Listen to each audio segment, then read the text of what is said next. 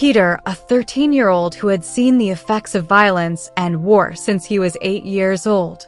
When he was 13, he began to promote peace in schools and youth organizations, accepting the consequences, which included harsh ridicule from some of his peers. None of it bothered me.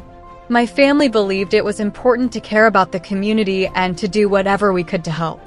Even though I was only 13, I could see that the biggest problems facing us were violence and the war. Peace was needed more than anything else. Of course, it is hard for a child to try to make peace, but trying is the only way anything ever happens.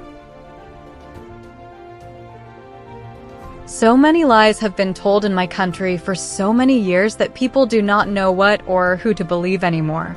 They cannot always trust the newspapers, the radio or television, the politicians, the armed groups, but when they hear children talking about the violence and the way it affects us and how we want peace, somehow, they know they are hearing the truth.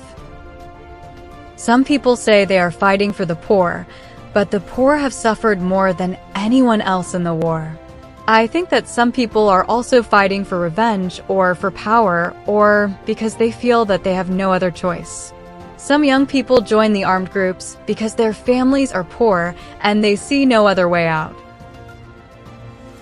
Peter and his family, threatened during ongoing civil strife, had to move out of their home. His father went back and forth between his office and the new town where they lived, but the relative calm they enjoyed could not be maintained. His father's active support of the processes of peace finally resulted in his assassination. I thought I understood about war because I lived in the thick of the conflict. There were battles in the streets during the night. I was often woken up by gunfire. When I went to school in the morning, I saw the evidence, the blood on the sidewalks, the bullet-riddled buildings. And I had seen the victims at the morgue, not far from my father's office. I had talked about this with confidence, as if I knew what the war meant, but when my father was murdered, I was shattered not just by grief, but because then I understood the war. I knew what it felt like to want to fight.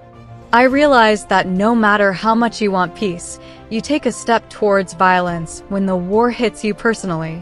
This is the same trap that has caught so many people in my country.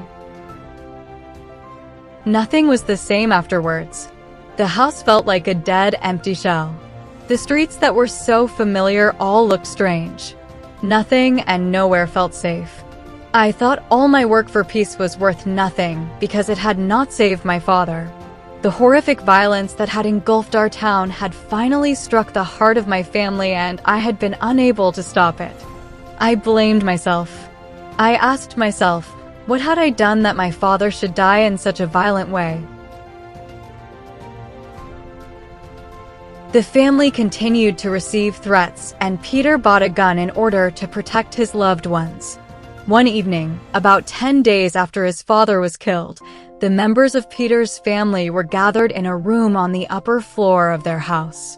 As Peter came down to the kitchen, he saw an intruder with a gun in the garden looking up to the second-floor windows. I knew that I could get my gun and kill this man. It would be taking revenge for my father's death. I would be protecting my family, and almost no one in my country would blame me for shooting him. Yet while all of this was true, I did nothing.